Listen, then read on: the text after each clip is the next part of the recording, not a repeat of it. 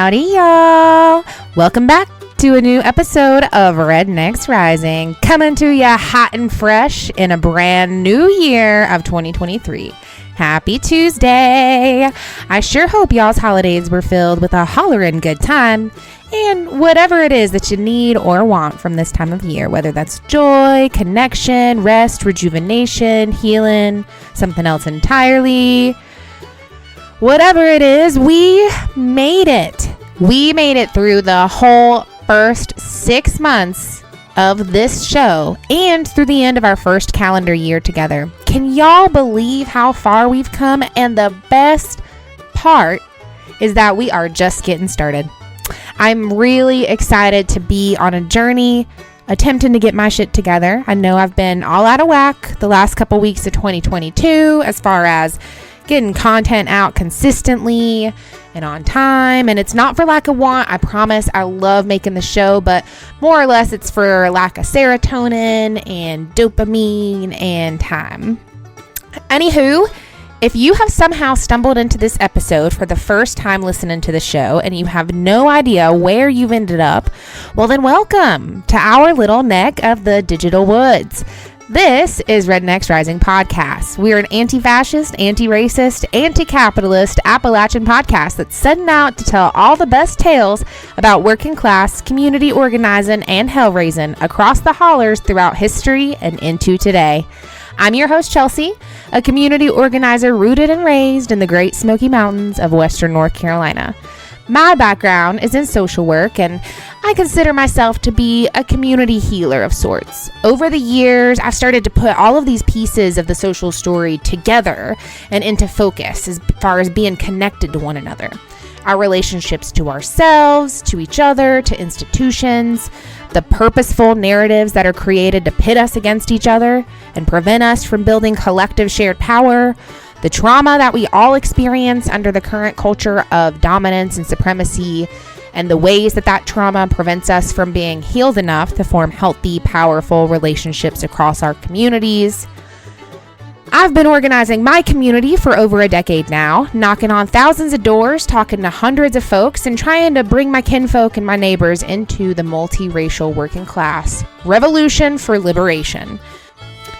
This podcast is the result of all that work, the manifestation of my love for people and their potential, the product of my passion for community organizing, storytelling, learning, and healing. I'm super glad that you're here. If you're not new here, well then thank you so much for being a part of our beautiful community and a part of this journey with us so far. We've received some phenomenal feedback on the show and some great suggestions for content that y'all want to hear moving forward, and I am pumped to grow, learn, and improve alongside of y'all, especially considering that I'm not a professional content creator and there is certainly a sort of learning curve to all this business. That said, just to emphasize that again, I am not a professional content creator. I am a working class mom supporting my family by working a full-time day job. I make this podcast as a labor of love and pure joy at the end of the day. And for that reason alone, I sure do appreciate your patience and flexibility with me when I can't always make that content happen on the schedule that I want it to. We are all doing the best that we can, and this is my tiny contribution / mini escape from capitalism because I really do enjoy making the show. One of the things that helps me produce high quality content in a timely manner is the social, emotional, and financial support that y'all offer, which helps so much to take some of the mental load of stressing about the costs related to producing the show and affording my rent each month. And that, of course, brings me to a big ol' thank you to all the folks who are listening to this who aren't new to the neighborhood, who have been supporting us to make all the work possible up to now. When it comes to financial contributions, we have a monthly subscription service, kind of like a Patreon, over on Ko-Fi. And that website is spelled KO, like knockout, -fi.com/Rednecks Rising. That same website offers the option to make just a one-time contribution instead of a monthly contribution of any amount. And there is certainly no amount too big or too small. Every little bit helps.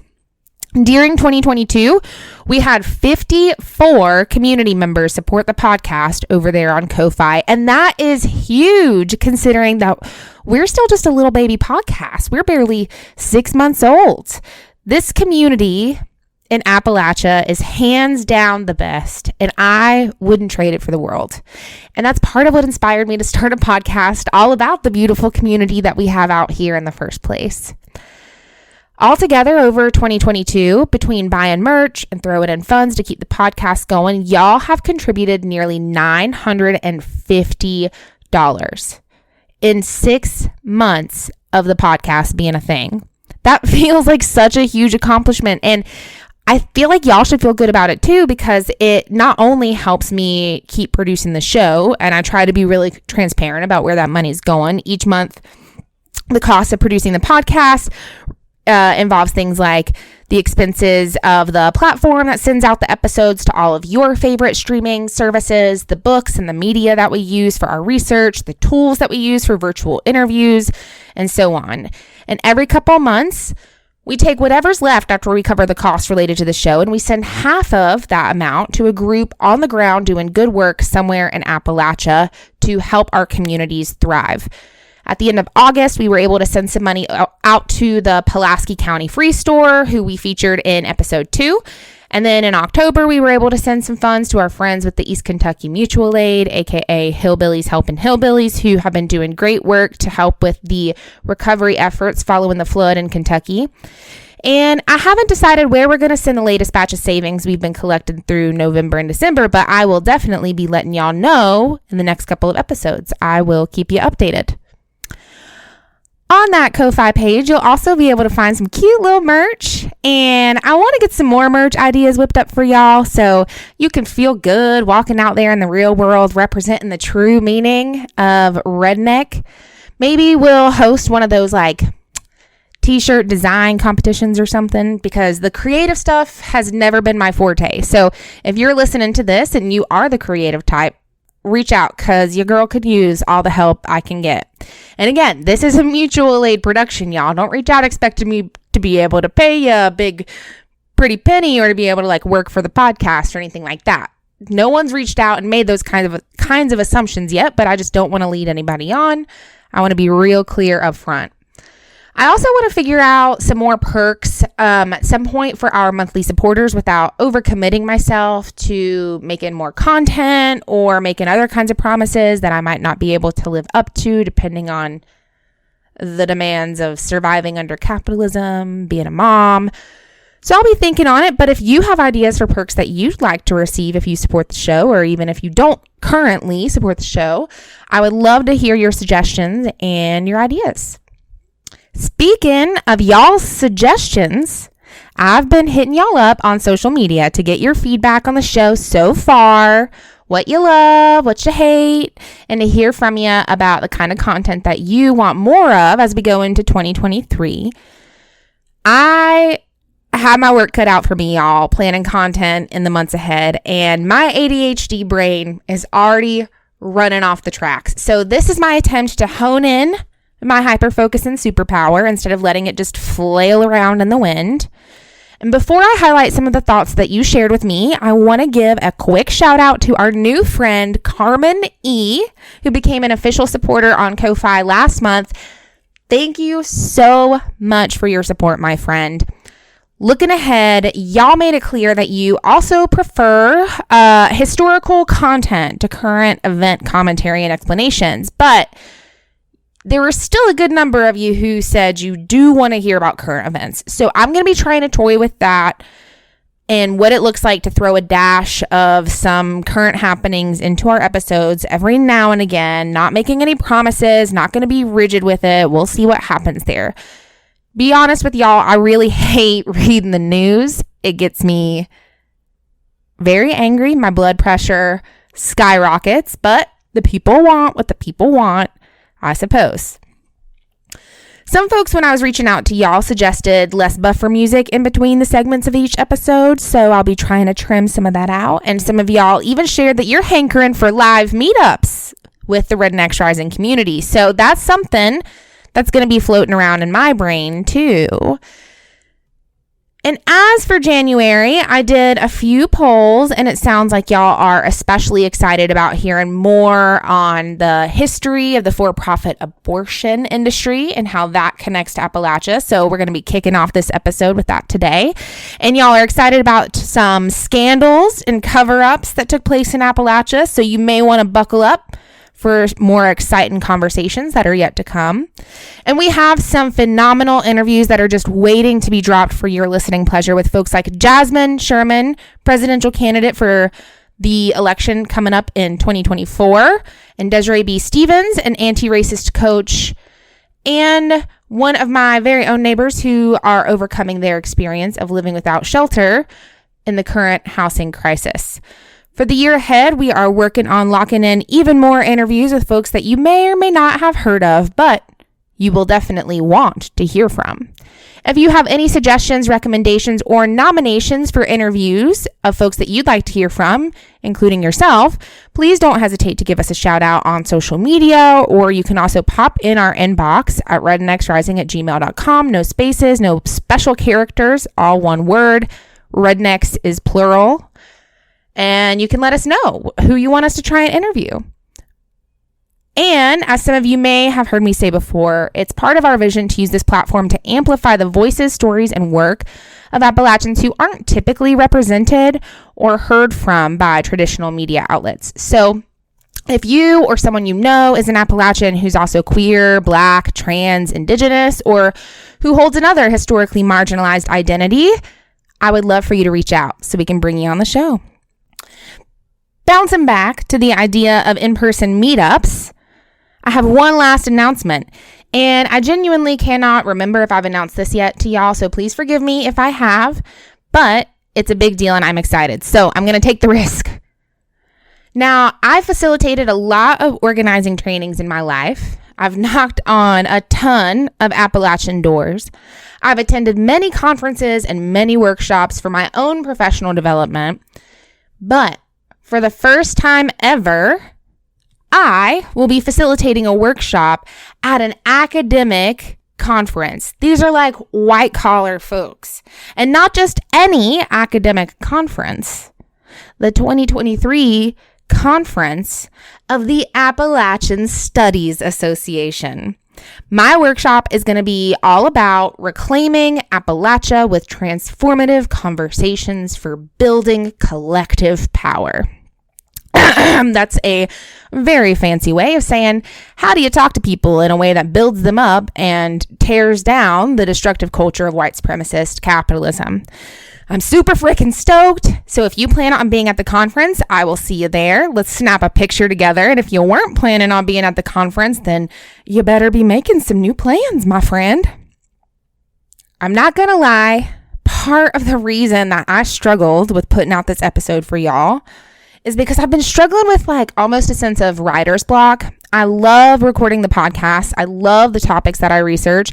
I love learning about Appalachia, but there has just been this level of resistance that I've been struggling to overcome lately. So I was complaining about it to Sweet Chris, my partner, and he pointed out that I call the shots. I have the autonomy to determine what I talk about, what I research. And if I experience writer's block around one subject, well, I can always just look into something else. So today, I bring to you an episode about the for-profit adoption industry, which I didn't expect on covering as the very first episode of 2023, but it's been a special interest of mine over the last few months. Most recently, in the last few days of 2022, I found myself reading a book that was suggested by a friend, and it's called Before We Were Yours, written by Lisa Wingate. It's a fiction novel, but it really gives a human perspective to the very, very real events of the beginnings of the for-profit adoption industry and the corruption within the industry that continues to this day. Now, to give you all some context, I had never even really given consideration to the connections between the adoption industry and capitalism and the role that abortion plays in it all. But the truth is, just like with everything else that we see under the culture of white supremacist capitalism, the adoption industry as we know it exists because adoption is a business, a big business. There's lots of money to be made. by those who make their living from the transferring of parental rights from one party to another, literally selling children. In today's episode, I talk about the history behind the for-profit adoption industry, the modern-day circumstances of this multi-billion-dollar industry, and about how adoption is more concerned about producing profits for those with wealth and power than it is with contributing to a healthy, regulated society and safe environments for children. Before we jump into the episode, though, I want to offer both a trigger warning and a little bit of a land and a culture acknowledgement. This episode discusses events related to the beginnings of the for-profit adoption industry, which does involve the trafficking, abuse, neglect, and theft of children. We also discuss the modern-day adoption industry, which may be a topic that some folks feel sensitive around. If you've experienced reproductive challenges or infertility and or family trauma, you may want to proceed listening with caution. That said, I also want to acknowledge that the events that we talk about in this episode describe a history that was experienced through a very white lens, and the impact of actions as they were felt by poor white folks, and as told through my very white voice. But the events that are described were initially experienced by the peoples who were indigenous to this country when European settlers arrived and forcibly removed them from their ancestral land, and whose children and cultures were violently stolen from them long before the railroad tracks were laid that carried the white children on the orphan trains. This podcast is dedicated to covering topics related to Appalachia and is recorded and produced in the southern Appalachian Mountains. And so it's important for me to acknowledge the original peoples who lived on and in relationship with these ancient lands. In my area, that happens to be the Eastern Band of Cherokee Indians, also known as the Salagi people. I would encourage everyone who's listening to this who, like myself, is white and whose ancestors contributed to the brutality enmeshed in our country's history to please consider contributing to the indigenous people of the lands on which you find yourself. You could contribute to land trust funds that preserve and return land to indigenous peoples, which I'll include a link to in today's episode notes. You could also consider taking time to learn more about colonialism and decolonization and the ways that we as white folks can act in solidarity with our indigenous siblings. I'll add links to some options for that as well in the episode notes for today's episode. For my first test run on current events segment, I could be the 180 millionth podcast to dissect and reflect on the votes that just happened in the House of Representatives. I could talk about bigwig policy, other shenanigans like that, but instead I present to you a small town mess straight out of Cable County, West Virginia. Maybe y'all have heard about this before I'm talking about it, but one of my amazing followers tagged me in a random TikTok post made by a user known as @AlmostMissHoney. According to Miss Honey, allegedly, I gotta protect myself here, according to a public Facebook post made by a one Amanda on December 30th of last week, Jeffrey Racer Jr., a sheriff's deputy with the Cable County Sheriff's Office, was driving around in his patrol car with his mistress while he was off duty. And according to Amanda's Facebook post, witnesses watched as he held himself above the law and turned on his lights just before an intersection so that he could scoot right through the red light that was facing his direction. I don't know about y'all, I've seen plenty of officers do something similar to this in my day.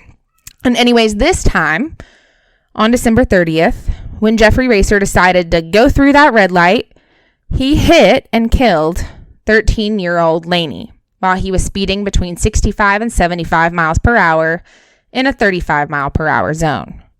Again, all of this is alleged information that I'm pulling from Facebook and TikTok in the days that were following the event. So please do not take any of this as any degree of accusation or certainty or investigative journalism by any means. The post on Facebook goes on to say that EMS arrived at the scene of the accident only to take Mr. Racer and his mistress back to his house while allegedly, little Lainey's lifeless body remained lying in the street. According to the Post, media outlets are now saying that field sobriety tests were performed at the scene of the accident, but all of the witnesses that were present say different. And according to this Facebook post, the witnesses had actually allegedly said that Mr. Racer was intoxicated. Of course, I did my due diligence of a bare minimum Google, and all of the surface level news articles that popped up first that I read about the situation did say that field sobriety tests and breathalyzers were administered and that Mr. Racer was supposedly sober. I think one article even said he supposedly had like a 0.00 blood alcohol level, which I did more snooping on Facebook, and I found an article from a San Antonio newspaper covering the situation where they actually quote a witness named Elisa Maxwell. And Elisa says, quote, "The cop walked over there. My husband said he smelled of alcohol. I walked back over to the porch and I saw someone in the passenger seat, and I was wondering why the officer's lights weren't getting on. He was not in uniform." According to the San Antonio article where Elisa was quoted, multiple neighbors have said that they smelled alcohol on the deputy, but the West Virginia State Police say that he passed all sobriety tests and that at the time of the crash, they say the light was green. Anyways, the articles that I did see did not mention the witnesses describing the tests being conducted, but all mentions of witnesses were very brief and nameless, except for the one with Elisa Maxwell. And the Post goes on to claim that Laney's body has not been allowed to be viewed by her mom, and that her mom was not contacted initially by law enforcement or emergency personnel regarding the accident, but she actually found out about the accident from Facebook, which is pretty gross. And if you want to hear my take on this situation, which of course you do because you're listening to this podcast, number one, the cops clearly aren't meant to protect or serve. Who do they protect? Did they protect Laney? Who do they serve? Did they serve Laney's mom? They protect rich white folks, which they always have done. That was like literally why they were created in the first place. And they serve the interests of white supremacist capitalism. Point blank, end of question. How often are the cops able to protect us from crimes and prevent us from suffering or being injured or killed by someone else, as opposed to simply reacting to crimes, following through on them to seek justice, whatever that means, obviously. And number two, while I do absolutely think that this is a strong illustration of why we need to abolish the police, the prison industrial complex, the whole shebang, I can't help but think about how abolishing the whole shebang includes abolishing the same institutions that would be responsible for carrying out so-called justice in response to this incident. What is justice that we cry out for when someone that we love has been taken from us and when we are grieving so heavily? Is justice punishment? Is it vengeance? And how does that form of justice foster true healing on an individual and collective level? How does it foster true prevention of more grief, unnecessary grief in the future? If it's supposed to be the case that criminalizing certain behavior deters folks from participating in that behavior, then why do we keep seeing all of these unloved, neglected white boys and men shooting up schools and holy buildings and movie theaters and wherever else that they feel there might be someone who exists without their permission? It's illegal to do that. So if criminalizing stops the behavior, why hasn't it stopped? I saw a tweet a couple days ago. It said, "No, so many people need a hug, a forehead kiss, and a grilled cheese cut diagonal."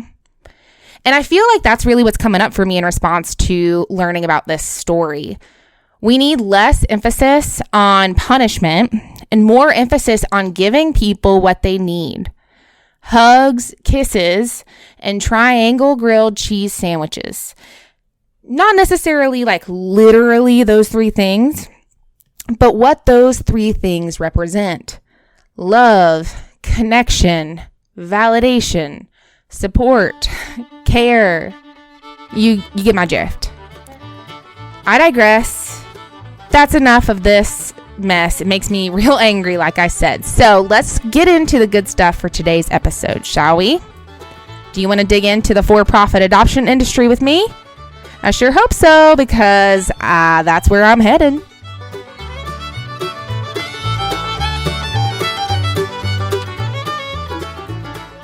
So up until probably a year ago, when I thought of adoption, I thought of the movie Juno and this beautiful, sometimes complicated, traumatic situation where a baby who was conceived by parents that weren't totally prepared for its existence were taken in by a family who could provide that baby with the life that it needed, a life that would allow it to thrive and succeed, a life where everybody would win in the end.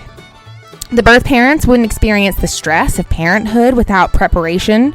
The baby wouldn't experience a childhood of trauma and poverty or whatever else situation they were coming from. And the adoptive parents would be able to complete the family of their dreams and overcome obstacles of infertility or whatever they're dealing with. That image that I have had conjured in my mind for so long couldn't be further from the truth. As it turns out, I have come to learn. The first time that I was introduced to the concept of the for-profit adoption industry was, like most of the things I end up talking about on this podcast, it was actually on TikTok. As it turns out, there's a whole community out there of birth parents and adoptees, and even some adoptive parents who are rallying to raise awareness about this issue. So then, on an unrelated note, I was asking my friends for book recommendations going into the new year, and one book happened to make it on the list and catch my eye. A book called Before We Were Yours by Lisa Wingate. The book is a fictional tale, but it's rooted in true stories that have been shared by folks who were victimized by the for-profit adoption industry. The characters could have been any one of the real people who were stolen from their homes as children. It outlines in a devastatingly beautiful, haunting tale what thousands of real children experienced in the 20th century. So the first modern adoption law was passed in 1851, and before then, all the way to the end of the 1800s, adoptions were actually pretty rare because there was just so much stigma surrounding it. Social status and class status was associated with your bloodline. Folks didn't want to take in illegitimate children from unwed mothers, and if they did adopt, it was usually because they needed extra help. They were motivated by labor and profit as opposed to any altruistic intents.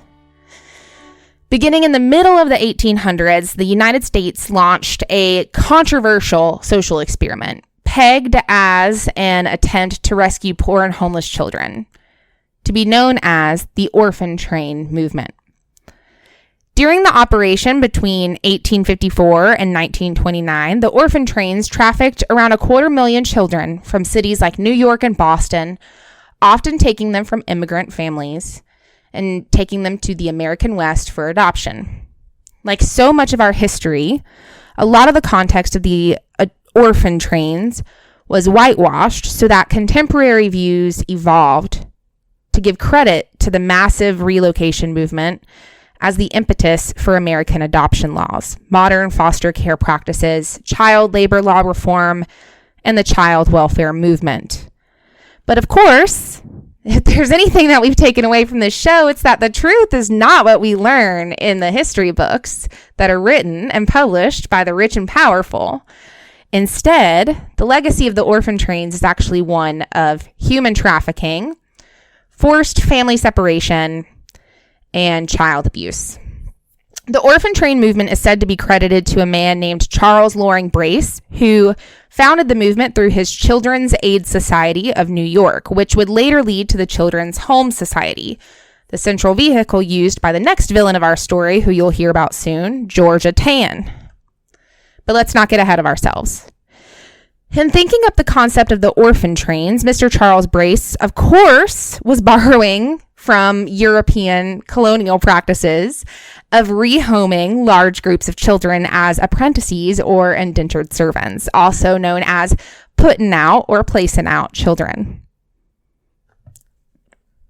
In the cities, economic conditions were pretty desolate and there wasn't much in the way of employment opportunities, so charities that were previously attempting to care for the orphaned and destitute children began to ship the children off to rural areas where they would work as indentured servants, where their labor was needed and they were welcome.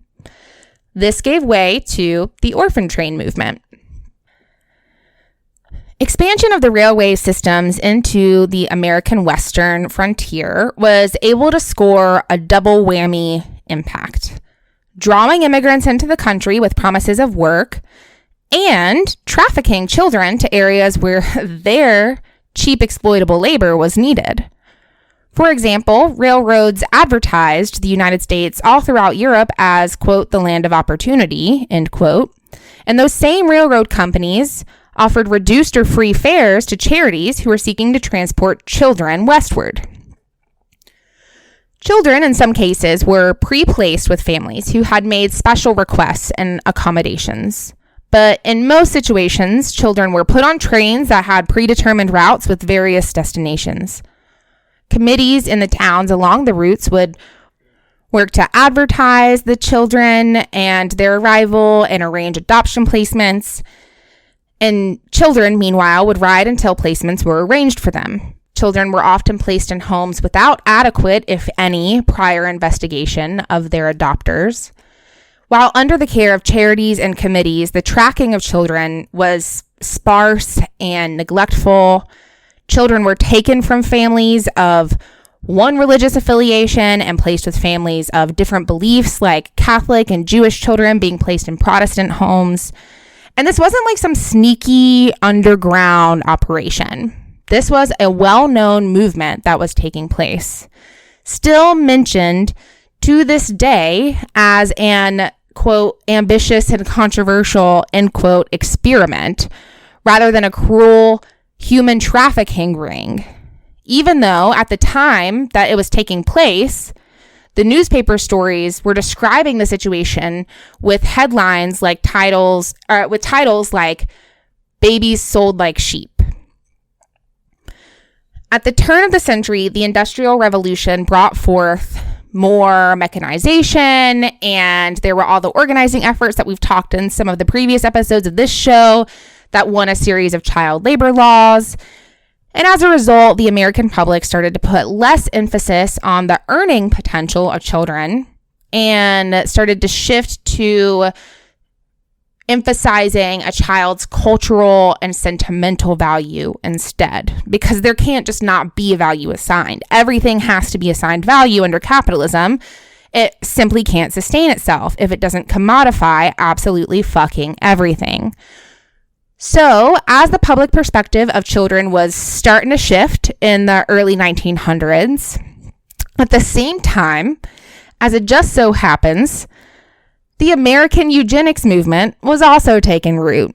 For those who maybe have heard the word eugenics be thrown around but aren't super sure what it means, it essentially refers to a scientifically inaccurate theory that the human species can be improved through selective breeding of populations by weeding out the traits that aren't super desirable.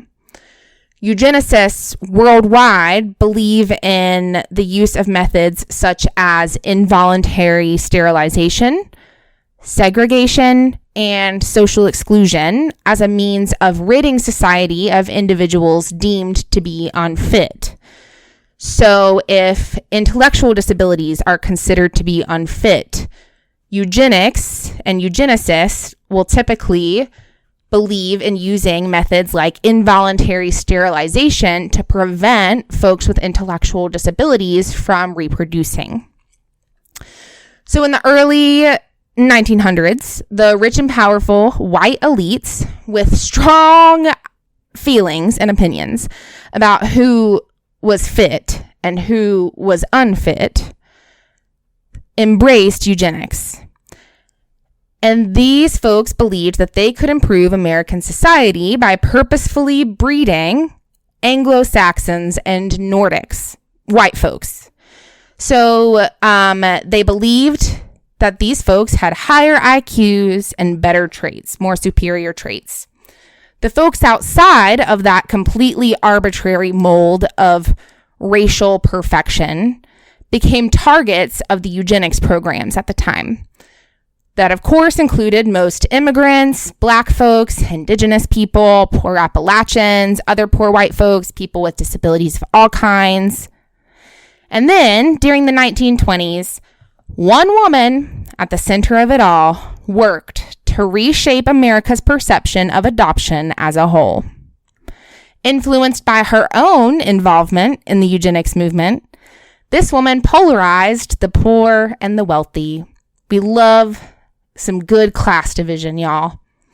She argued that low-income parents were incapable of proper parenting. This woman's name was Georgia Tann, and she aimed to save poor white children from their lowly parents and place them with people of high type, as it was known back then. She was a social worker, which is honestly so fucking embarrassing as another social worker myself. And yet this is exactly why some of us have a critical perspective in regards to the profession. The fact that I had never even heard of Georgia Tann until TikTok put her on my radar, despite her being considered a social worker, which would make her an important person to learn about throughout social work history as like who not to emulate. And the fact that I received 6 years of higher education specific to social work, yet never learned about her, I have a lot of thoughts, but I'll save them. So Georgia Tann spoke at conferences in all major American cities. She advised First Lady Eleanor Roosevelt on matters of adoption. She was even invited to Harry Truman's presidential inauguration. She wasn't just somebody like me making this podcast, a small fish with a big vision. No, she was swimming next to the biggest fish that she could find. Her dad was some kind of judge or politician. I didn't really research that part of the story as much, so she had access. Point is, she had access to the network of elite decision makers. Georgia and an elaborate network of co-conspirators took advantage of a complete lack of regulation around adoption to create a for-profit scheme that shipped as many as 5,000 babies to all 48 states and Great Britain, with some folks paying the equivalent of more than $100,000 per child in today's dollars. Georgia built out a massive human trafficking network, sculpted by eugenics practices, by exploitation of poor families, and by the commercialization of literal human children. And she made herself a millionaire during the process. But that's not all. Georgia laid the foundation for America's modern adoption practices, perspectives, and policies. So Georgia Tann began her career by implementing her philosophies, her troubled philosophies, in the Mississippi Children's Home Society. Remember the Children's Aid Society that we brought up with the guy who founded it, who also helped kick off the Orphan Trains? Yeah, it's all coming together now. So Georgia's beliefs, driven by the racist eugenics movement, shifted the larger narrative around adoption so that unsheltered and poor children became acceptable, even irresistible to childless couples. She spun the narrative by insisting that children weren't responsible for the crimes of their parents. They are neither, quote, of sin nor genetically flawed, end quote, and that they could, in fact, be molded into whatever the adoptive parents wished them to be. And this was a narrative that she leveraged to pioneer a business model and ultimately a model for an entire industry, the adoption industry. She ended up being fired from the Mississippi Children's Home Society because of her questionable child placing practices. And so Georgia Tann took her somewhat refined methods to Tennessee, where her father's connections were able to get her a job at the Memphis branch of the Tennessee Children's Home Society.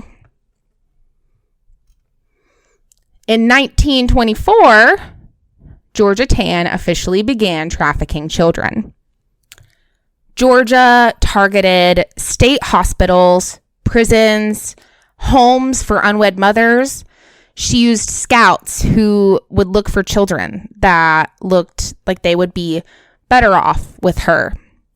She particularly sought after good-looking, healthy, white children with blonde hair and blue eyes. Because, as you and I know, racism and capitalism work together. So this way, she could get more money for babies who fit the mold of racial perfection. She frequently preyed upon single parents who seemed desperate and could easily be exploited with offers of temporary care for their children. Parents who would later be informed that welfare officers had taken their children out of their care. One of her favorite tactics was to drive through poor neighborhoods and look for the prettiest children and offer them rides in her shiny luxury car.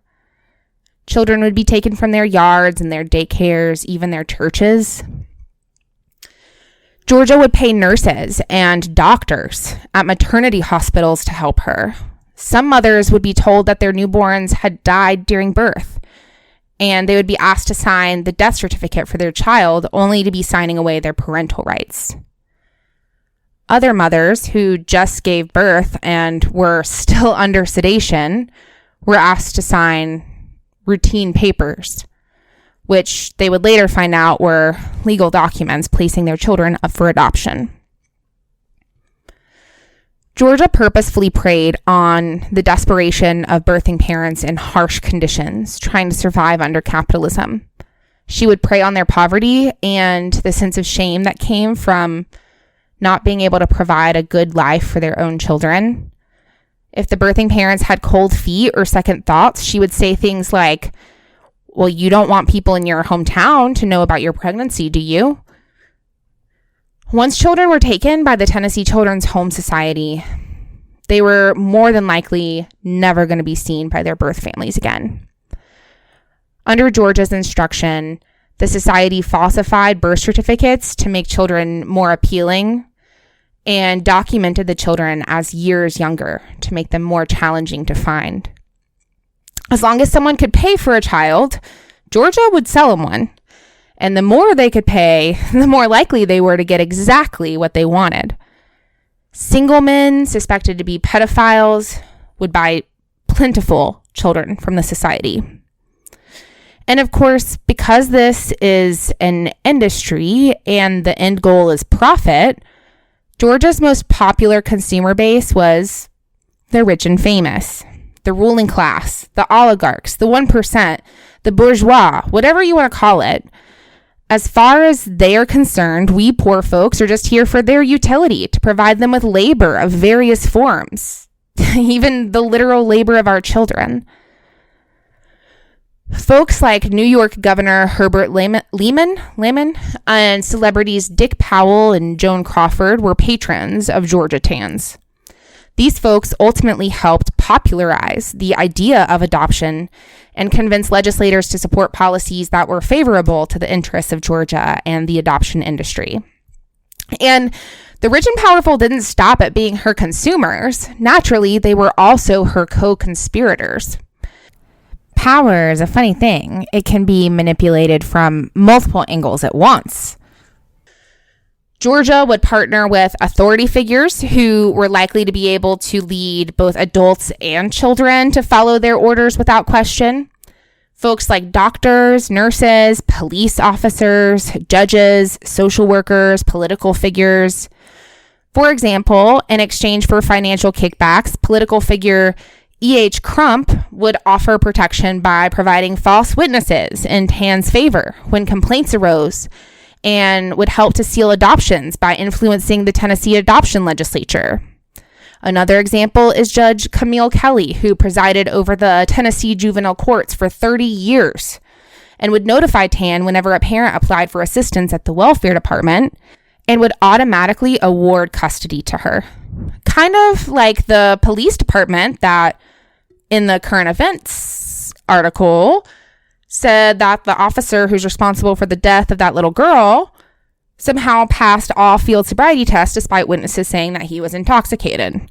It's almost like these kinds of things are still happening to this very fucking day. Weird, right?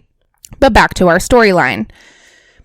If parents, biological or adoptive, asked too many questions about the children, Georgia Tann threatened to have them arrested or have the child removed from their home. She became known for repossessing children whose adoptive parents couldn't make full payments on time. And she wasn't above blackmailing customers for more money after the adoptions were complete either. Georgia's operations began crumbling in the 1950s, but things had already been set in motion for white supremacist capitalism to seek profit from selling children. Because the Orphan Trains of 1850 to 1920s didn't satiate the thirst for profit, the period from 1945 to 1973 became known as the baby scoop era, a time in which up to 4 million young, unmarried women surrendered their newborns to the exploitative adoption industry. Thousands of children disappeared into adoptions for profit. Their names, birth dates, and birth records were altered so that they could never hope of being reunited with their biological families. Beyond that, folks estimate that the number of children who may have simply vanished, never to be heard of again, while under Georgia Tann's stewardship, may be as high as 500 children. During this period, there was a scandal that was also taking place in the small towns of Copper Hill, Tennessee, and McKaysville, Georgia, between 1950 and the early 1960s. The scandal involved illegal adoptions and illegal abortions at the hands of a man known as Dr. Thomas Hicks, a county doctor serving 2 mining communities on the Tennessee-Georgia state line. Dr. Hicks, who received his medical degree from Emory University in 1917, would perform illegal abortions when young couples made a mistake and did not want to have a child or get married. The local community didn't seem to have a big problem with it, and he was paid around $100 for each procedure. Some folks would go to Dr. Hicks with the intention of terminating their pregnancy, and he would convince them to carry the baby to full term on the pretense that he would find good adoptive parents and provide the child with a good home. He would then sell the babies for $800 to $1,000 each and would provide a forged birth certificate with the adoptive parents on the documents and absolutely no reference of the real birth parents. During the 1950s to early 1960s, Dr. Hicks allegedly sold more than 200 newborn children through his Hicks Community Hospital in Copper Hill, McKaysville. That's a lot, 200 babies. That's a lot of babies to most of us normal folks, especially when we're talking about babies that are being trafficked. But even 200 newborn babies is nothing in comparison to Georgia Tann's operations.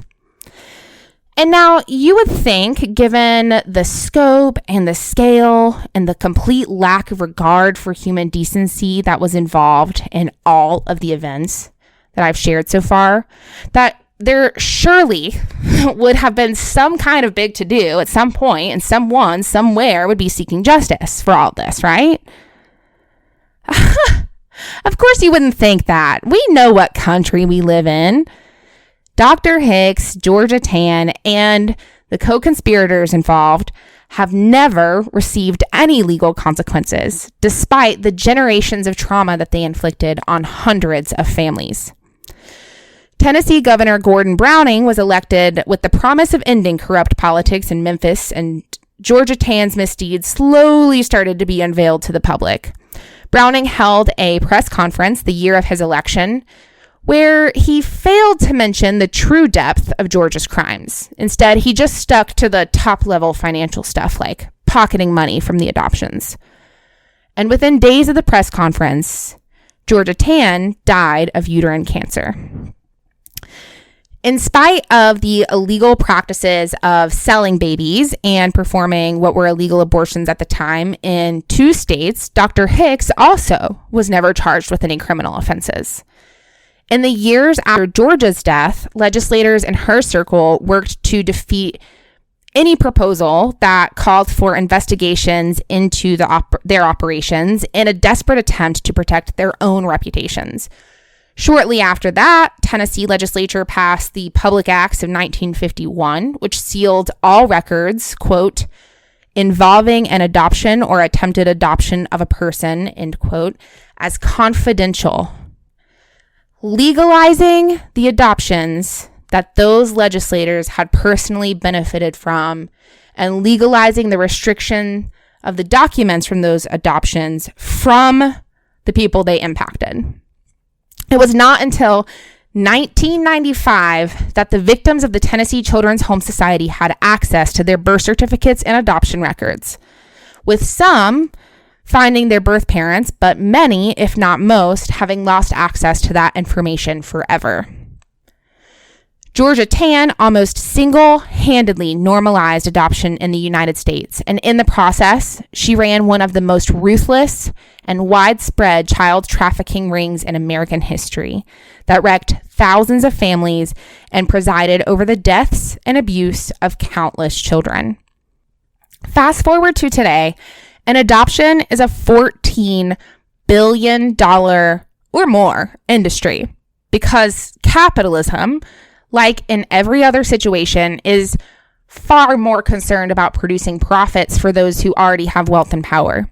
Adoption doesn't exist for the purpose of contributing to a healthy, regulated society. It exists for the purpose of producing a profit. Some of the most outspoken pro-life Supreme Court justices are adoptive parents. Amy Coney Barrett, Clarence Thomas, and John Roberts, just to name 3. It should seem so obvious that there's eugenics and classism involved with adoptive parents when they tell people from other countries that they don't deserve to keep their children or that they need to keep an unsafe pregnancy so that we can take those children for our own. Just looking at Justice Samuel Alito's opinion in the decision regarding Roe v. Wade in 2022, that opinion mentioned an argument about safe haven laws and adoption, and then noted in a footnote that the domestic supply of infants was very low. They haven't even been hiding this lately. While adoption is sometimes a necessary, even preferable option for children to keep them safe and healthy, as the past has shown us, a lucrative adoption industry that manipulates young women into giving up their children is not. That is a commercial transaction. The women are the means of production. The babies are the product, and the adoptive parents aren't even always fully knowledgeable in their participation as consumers of the product in this transaction because the culture has got us so well convinced that this is necessary, that it's for our own good. In today's modern day adoption industry, hopeful parents are often connected with consultants who charge fees as finders of the perfect babies. Babies often go to families who can afford to pay the most money, the folks who can pay tens of thousands of dollars in unregulated expenses related often to racist, patriarchal, ableist factors. In some states, state legislators pass laws that allow parental rights to be terminated in less than 48 hours, giving recovering birth parents no time to thoroughly consider their decision post-birth. And some states also allow adoption to occur without the legal consent of both birth parents, which means, like, for example, flying birth moms into a state where that birth mom doesn't need the consent of the birth dad of their child to terminate their parental rights. Often in these situations, birth mothers and birth fathers are made promises of connection and contact with their children. But because open adoption is not actually legally enforceable in most states, the adoptive families may take the baby and outright disappear. Even when open adoption is legally enforceable, because this whole setup is rigged from the beginning to be taking the children of poor folks, that means that birth parents typically who find themselves in this situation don't have the financial means or the emotional strength to fight the adoptive family over the adoption agreement in the courts. And then, because all states have varying adoption laws and babies are constantly crossing state lines, so what that means is regulation and documentation in general is incredibly difficult. Folks facing an unplanned pregnancy Google adoption to search for their options, and what they'll find in the top results are adoption professionals that spend literally millions on advertising and search engine optimizing. Not to mention that the agencies also sell contact information to pregnant folks to aspiring parents, to waiting families for $10,000 to $20,000 with little or no regulation or accountability. Let me be very clear. Infertility trauma is super real. Infertility trauma is just as real as all other forms of trauma, and this episode is not in any way intended to dismiss that truth. I have a lot of compassion and a lot of grief in my heart for those who want to be parents and haven't been able to bring that dream to life. And I think that at the center of white supremacist colonial capitalism is this core belief that some of us are entitled to take what does not belong to us simply because we want it. We are entitled to the land that we want. We are entitled to people that we want. We are entitled to profit. We are entitled to other people's children. We are entitled to the labor of workers. So the point is, the saga of the culture, TM, continues. And I don't have a solution to offer. I don't really know if this is going to feel inspiring or if it's going to fill folks with anger.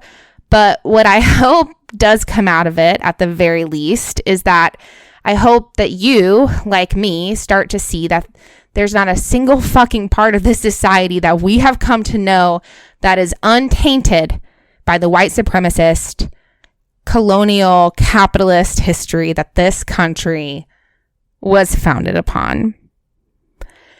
And with that, I suppose I might wrap us up for today.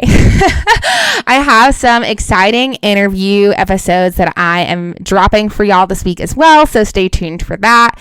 If you're curious for more information on anything that I brought up in today's episode, you can find all the references that I used when I was researching this topic in the show notes or the description, whatever it's called, for the episode, wherever you're listening to this. If you enjoyed what you heard today, please don't forget that you can support the show for totally free just by following and sharing our profiles on your social media channels of preference. And if you do have an extra couple bucks and you want to support the show, you can toss a one-time contribution our way, or better yet, become a monthly contributor over on the Ko-Fi page, which you'll also find in the show notes. Suggestions, comments, questions, and concerns are always welcome. You can reach us in our inbox on most social platforms, as well as at rednexrising@gmail.com. Rednex is plural, but there are no special characters or spaces. It's all one word. And I think that wraps us up. So y'all be good now. You're here, and Lord willing and the creek don't rise. We'll see y'all again next week.